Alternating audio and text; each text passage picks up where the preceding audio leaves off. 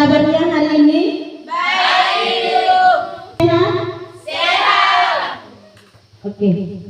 Sebelum kita memulai pelajaran kita pada pagi hari ini, Ibu minta ketua kelas memimpin kita dalam doa. Mari kita semua berdoa. Berdoa mulai. Berdoa selesai. Oke, terima kasih Keke yang sudah memimpin kita dalam doa. Selanjutnya Ibu absen dulu, mungkin ada yang tidak hadir. Bernadetta Yonelvi, Salinda, Ivani Tuan. Oke, semuanya hadir ya? Materi kita pada hari ini adalah tentang dunia tumbuhan. Tujuan pembelajaran kita pada hari ini, yang pertama, peserta didik dapat mengidentifikasi ciri-ciri umum dari plantae atau tumbuhan. Yang kedua, peserta didik dapat membedakan tumbuhan lumut, tumbuhan paku, dan tumbuhan berbiji. Tumbuhan lumut itu disebut juga dengan bryophyta. Tumbuhan paku itu disebut dengan peridophyta, dan tumbuhan berbiji itu disebut dengan spermatophyta. Di sini Ibu menayangkan ada dua gambar.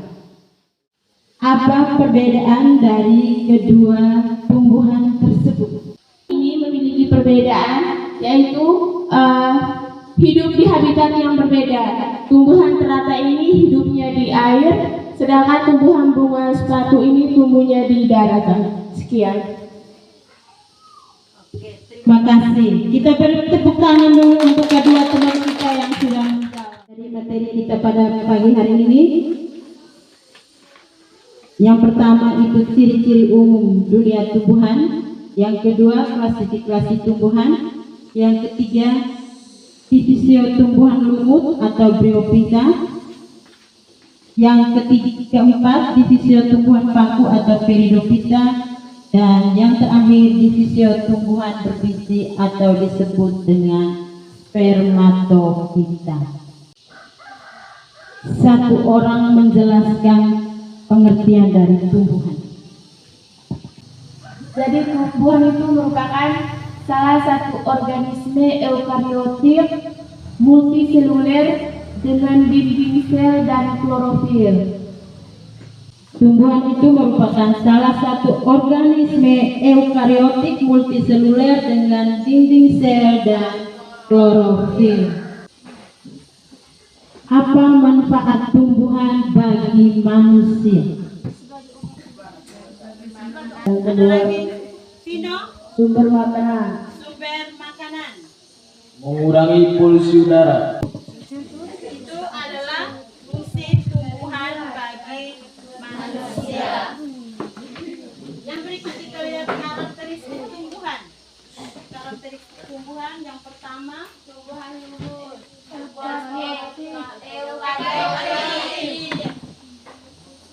kedua, multiseluler. Yang ketiga, organisme autotrof. Yang keempat, memiliki klorofil. Yang kelima, dapat melakukan fotosintesis. Yang keenam, dinding sel. Ya, itu adalah karakteristik dari tumbuhan. Yang berikut, klasifikasi tumbuhan. Yang pertama, tumbuhan lumut, tumbuhan paku, tumbuhan berbiji. Sekarang sudah dalam bentuk Kelompok ya? Sudah dalam bentuk kelompok. Ibu akan membagikan gambar yang sudah Ibu siapkan. Adik-adik mengamati gambar ini dan menjelaskan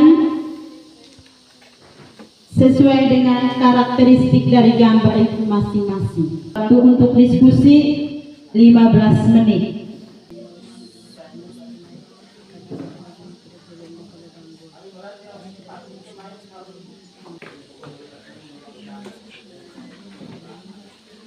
Sudah lihat gambarnya? Sudah amati gambarnya. Sekarang di kelompoknya masing-masing siap mendiskusikan gambar yang kalian lihat. Waktunya 5 menit lagi. Sekarang Ibu beri kesempatan untuk tiap-tiap kelompok mempresentasikan hasil diskusinya. Kelompok mana yang mau presentasi lebih dulu? Kelompok 1. Silakan kelompok 1 berdiri di depan kelas. Baik, terima kasih atas waktu dan kesempatan yang diberikan. Selamat pagi untuk kita semua. Jadi kami dari kelompok 1 akan mempresentasikan hasil diskusi kami menyangkut mengamati gambar, dan di sini kami mengamati gambar B dan gambar D. Pohon cemara dan pohon melinjo. Jadi pohon cemara dan pohon melinjo ini termasuk ke dalam Gymnospermae karena bakal bijinya tidak dilindungi oleh daun buah. Alat reproduksinya Strobilus jantan dan Strobilus betina. Sekian dan terima kasih. Yang berikut kelompok 2. Selamat pagi untuk kita semua. Selamat pagi. Terima kasih atas waktu dan kesempatan yang diberikan. Jadi di sini kami dari kelompok 2 akan mempresentasikan hasil kerja kelompok kami. Dari kami kelompok 2 kami mengamati gambar yaitu gambar A dengan gambar E. Di gambar A itu ada buah kelapa, sedangkan di gambar E itu ada tanaman tebu. Untuk pohon kelapa dengan tanaman tebu ini termasuk ke dalam kategori tumbuhan Angiospermae atau tumbuhan berbiji tertutup. Karena bakal bijinya itu dilindungi oleh daun buah. Batang tidak mengandung kambium dan berwas-was dan tidak bercabang, serta tulang daun melengkung atau sejajar. Sekian dan terima kasih. Pas. Oke. Kelompok 2 silakan duduk kembali. Yang berikut kelompok 3. Kami dari kelompok 3 mengamati bagian C yaitu mangga.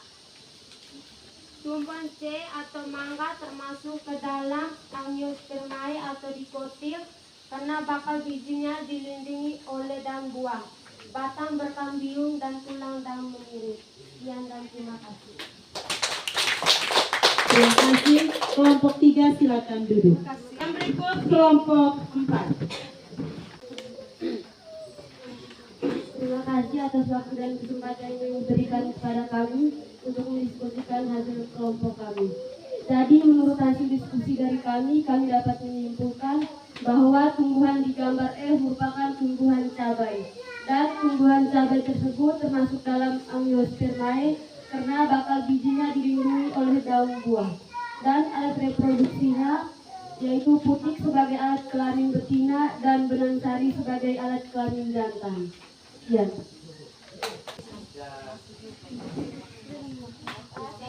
Pas. Silakan duduk kembali. Tepuk tangan untuk kelompok 3. Oke, jadi dari 6 tumbuhan yang diamati itu merupakan tumbuhan Angiospermae semua, mulai dari kelapa, ada cemara, ada mangga, ada melinjo, ada tebu, dan ada cabai. Itu masuk dalam Angiospermae. Oke, diskusinya sudah selesai. Sekarang Ibu akan bagikan LKPD, lembaran kerja peserta didik, dikerjakan dan dikumpul. Hari ini kita sudah mempelajari tentang dunia tumbuhan. Sekarang kita masuk ke refleksi.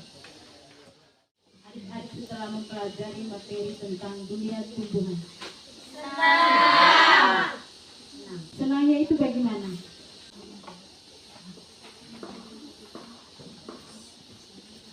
Senang karena dengan mempelajari dunia tumbuhan dapat mengetahui ciri-ciri umum dari tumbuhan.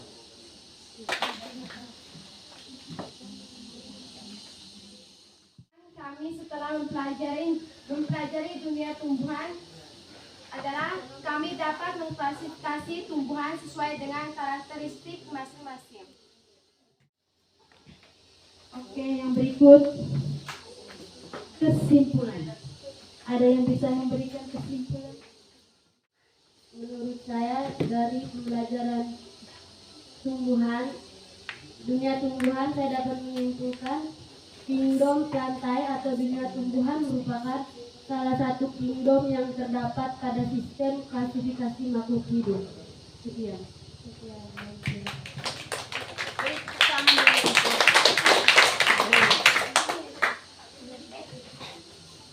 Jadi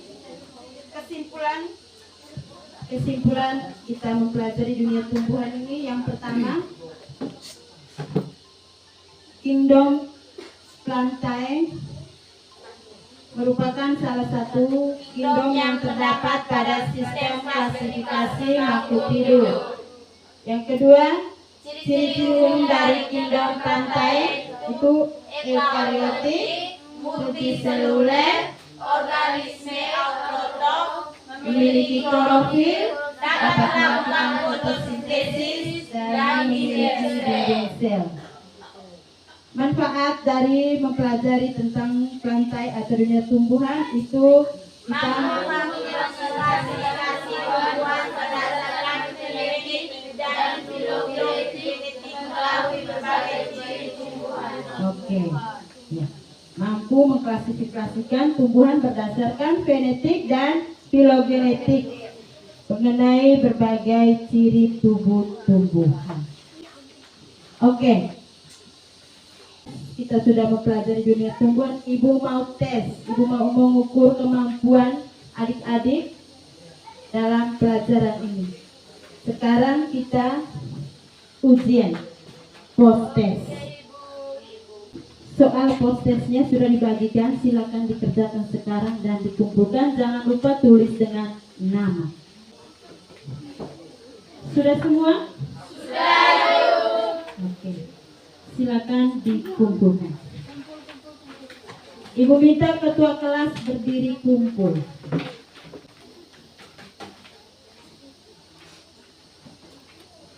Soal pekerjaan post testnya ini nanti ibu bagikan setelah ibu memberikan penilaian. Oke, pelajaran kita pada hari ini sampai di sini dulu. Untuk pertemuan selanjutnya, pertemuan yang kedua, kita akan mengerjakan tugas proyek, yaitu kita membuat herbarium kering. Tugasnya itu dalam bentuk kelompok. Nanti ibu pantau lewat grup WA. Siap? Siap. 1 minggu depan kita pertemuan lagi. Nanti herbariumnya itu sudah disiapkan. Setiap kelompok tumbuhannya beda-beda. Oke, Bu. Tumbuhan itu harus dijemur kering. Kita namanya herbarium kering. Artinya tumbuhan itu harus kering. Herbarium kering itu dari tumbuh-tumbuhan, ada herbarium kering dan ada herbarium basah. Herbarium basah itu dari buah-buahan. Jadi kita proyek tugas proyek. Tugas proyeknya itu kita membuat herbarium kering. Itu kita laksanakan pada pertemuan yang berikutnya. Sampai di sini dulu. Sekian dan terima kasih. Tapi sebelum kita istirahat, kita mengakhiri pelajaran kita dengan doa. Ibu minta sekali lagi untuk ketua kelas memimpin kita dalam doa. Mari kita semua berdoa. Berdoa mulai.